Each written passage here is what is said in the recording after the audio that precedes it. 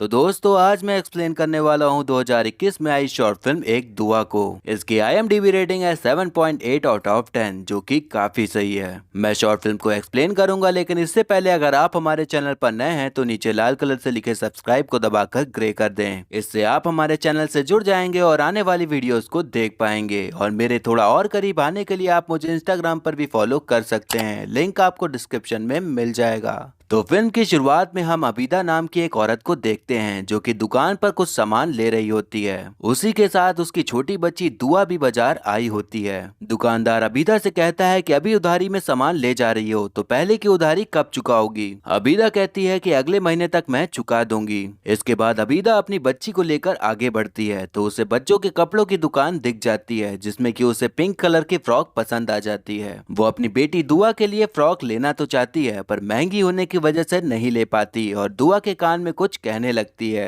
दुकानदार अबीदा को काफी अजीब तरीके से देखता है, जैसे कि उसे समझ ही नहीं आया हो कि अबीदा क्या कर रही है। अब अबीदा अपने घर पहुंच जाती है जहां हम उसकी सास और बेटे को देखते हैं। उसके देर से आने पर सासू माँ उस पर चिल्ला रही होती हैं और वहीं पर उसका पति सुलेमान भी मौजूद होता है जो कि एक टैक्सी ड्राइवर था और उसी की कमाई पर सारा घर चलता था। हम देखते हैं कि सुलेमान अपने बेटे को स्कूल ले जा रहा होता है तो दुआ भी उनके पीछे पीछे जाने लगती है, पर वो दोनों टैक्सी से निकल जाते हैं और दुआ को नहीं ले जाते। अबीदा दुआ को उदास देखकर उसे खेलने के लिए कह देती है और फिर दुआ बाहर ग्राउंड में खेलने लग जाती है और अबीदा उसे आराम से खेलते हुए देख रही होती है। वहीं हम देखते हैं कि सुलेमान टैक्सी लेकर रोड पर खड़ा होता है, लेकिन उसे कोई भी सवारी नहीं मिल रही होती।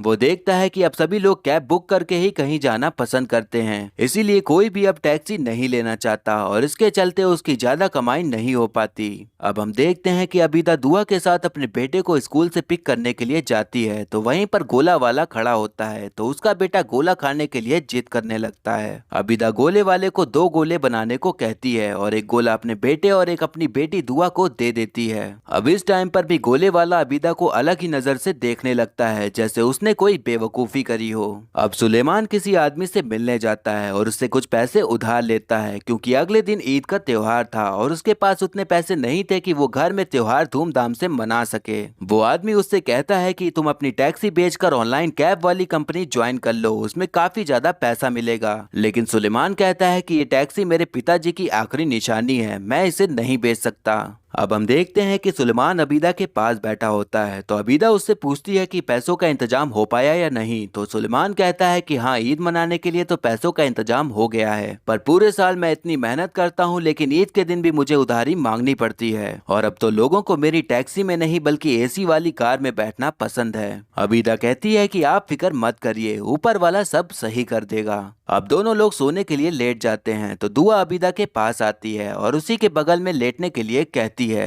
अबीदा उसे आराम से अपने बगल में लेटा लेती है। तब यहाँ पर भी हम सुलेमान का काफी अजीब रिएक्शन देखते हैं, जैसे कि उसने कुछ अजीब सा दृश्य देख लिया हो। अब ईद का दिन आ जाता है और पूरा परिवार घूमने और प्रार्थना के लिए दरगाह जाता है। सभी लोग वहाँ दुआ करके वापस जाने लगते हैं तो सुलेमान कहता है कि मैं सबके लिए ईदी लाने जा रहा हूँ तो मैं बाद में घर आ जाऊंगा। अब शाम होने पर हम देखते हैं कि सुलेमान घर आ जाता है और सबको तोहफे देने लग जाता है। वहीं दूर खड़ी दुआ ये सब कुछ देख रही होती है, लेकिन सुलेमान उसके लिए कोई भी तोहफा नहीं लाया होता, जिसकी वजह से उसे रोना आ जाता है। फिर हम देखते हैं कि दुआ के लिए अबीदा तोहफे में वही फ्रॉक लाई होती है जो उसने दुकान में पसंद की थी। अब सुलेमान की नजर फिर से उन दोनों पे पड़ जाती है और वैसे ही अजीब से रिएक्शन देने लग जाता है, जैसे वो अबीदा को दुआ से प्यार करता देख चिढ़ रहा हो। यहाँ तक हमें यही समझ आ रहा होता है कि घर में दुआ को कोई भी पसंद नहीं करता सिवाय उसकी माँ अबीदा के। आपके मन में जो ख्याल चल रहे हैं वही सब अब तक लग रहा होता है। अब सुलेमान की माताजी सुलेमान से कहती हैं कि अब तुम्हें एक और बेटा कर लेना चाहिए, उससे घर में बरकत आएगी। सुलेमान कहता है कि एक बेटा होने के बाद बड़े मुश्किल से ही घर चल पाता है और अब एक और बच्चा कर लेंगे तो उसकी परवरिश कैसे होगी। माताजी कहती हैं कि अगर दूसरा बेटा हो जाएगा तो तुम्हारे लिए ही अच्छा होगा, वरना बुढ़ापे में सिर्फ एक सहारे से तो काम नहीं चलने वाला।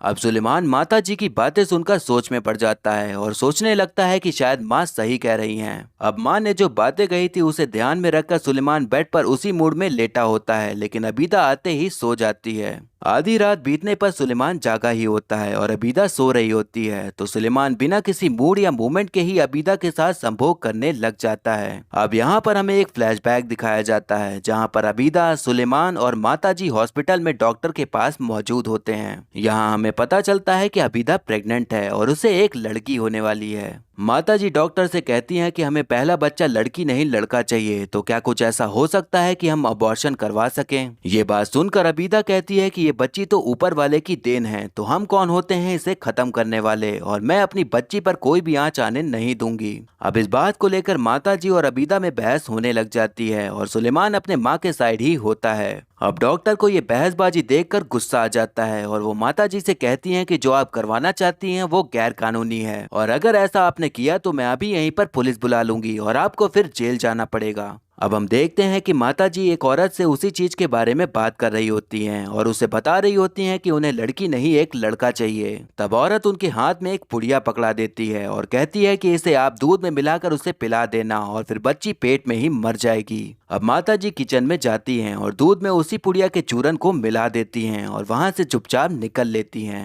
फिर हम देखते हैं कि वहां अबीदा आती है और उस दूध को पी जाती है। अब थोड़ी ही देर बाद उसे जोरों से पेट में दर्द शुरू हो जाता है। वो दर्द में चीख चीख कर माताजी को बुला रही होती है, पर जालिम माताजी माला जपने में पड़ी होती हैं और उसकी दर्द से कराहती चीख को अनसुना कर देती हैं। हम देखते हैं कि फर्श पर खून ही खून हो जाता है और अबीदा के पेट में पल रही बच्ची बेरहमी से मारी जाती है। तब हमें यहाँ पर समझ आता है कि जो बच्ची थी वो कभी पैदा ही नहीं हुई थी और अबीदा अपनी बच्ची को ही दुआ के रूप में इमेजिन करने लगी थी और उसे अपने आसपास ही महसूस करती थी। इसीलिए जब भी वो उससे बात करती या उसके साथ होती तो सामने वाला उसे अजीब नजरों से देखने लगता, क्योंकि उसे तो दुआ दिखती ही नहीं थी। अब सीन फिर प्रेजेंट में आ जाता है जहां हम देखते हैं कि अबीदा नमाज पढ़ रही होती है और फिर वो एक एक्सरे में अपनी ना पैदा हुई बेटी की तस्वीर देख रही होती है। तभी वहां बाहर माँ के पास सुलेमान आता है और बताता है कि अबीदा प्रेग्नेंट हो गई है और उसके कोख में बेटा है। वो दोनों बेटा होने की खुशी में काफी खुश होते हैं और सुलेमान अबीदा को बाहर आने के लिए पुकारता है। तब अबीदा कहती है कि आ रही हूँ, दुआ पढ़ रही थी, और फिर फिल्म यहीं पर खत्म हो जाती है।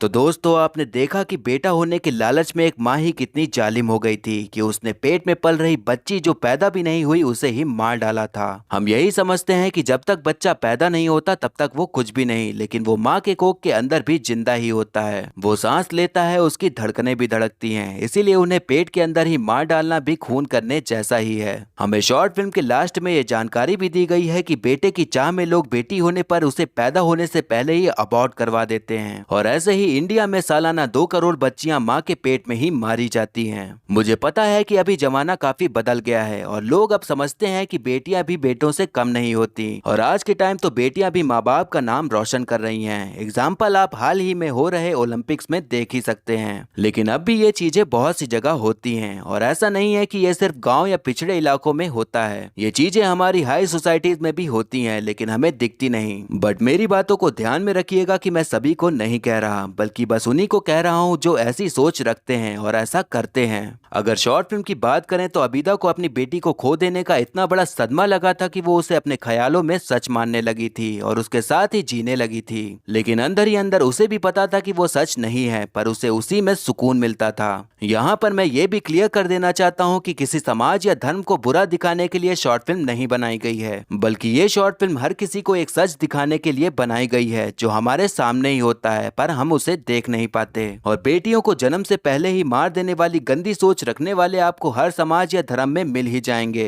तो इसे धर्म या समाज से जोड़ने के बजाय आप इस शॉर्ट फिल्म का मैसेज समझने का प्रयास करें तो काफी बेहतर होगा। वहीं बात करें हम किरदारों की, तो ईशा देओल की एक्टिंग नॉर्मल ही नजर आई है और अपने किरदार को ठीक ठाक तरीके से निभाया है। वहीं जिस बच्ची ने दुआ का किरदार निभाया है उसे देखकर आप एकदम पिघल ही जाएंगे। उस बच्ची की आंखें इतनी खूबसूरत हैं कि आपकी नजरें उससे हटेंगी ही नहीं और मुझे तो वो काफी ज्यादा क्यूट लगी। उसके रोने पर भी क्यूटनेस झलक रही थी। तो ये था एक्सप्लेनेशन एक दुआ शॉर्ट फिल्म का। आपको शॉर्ट फिल्म और मेरा एक्सप्लेन करना कैसा लगा ये कमेंट करके जरूर बताइएगा। आप ये भी बता सकते हैं कि मुझे अब अगली कौन सी मूवी एक्सप्लेन करनी चाहिए। और ऐसे ही आने वाली वीडियोस देखते रहने के लिए हमारे चैनल को सब्सक्राइब करें और बेल आइकन दबा दें, जिससे कि आपको नई वीडियोस की नोटिफिकेशन मिल जाएगी। आप चाहें तो हमें इंस्टाग्राम पर भी फॉलो कर सकते हैं, लिंक आपको डिस्क्रिप्शन में मिल जाएगा। और वीडियो अच्छी लगी हो तो लाइक जरूर करें। करें। आपके लाइक और कमेंट से मुझे और भी वीडियोस बनाने का मोटिवेशन मिलता है। तो मिलते हैं नेक्स्ट वीडियो में, तब तक के लिए टाटा बाय बाय और नमस्ते।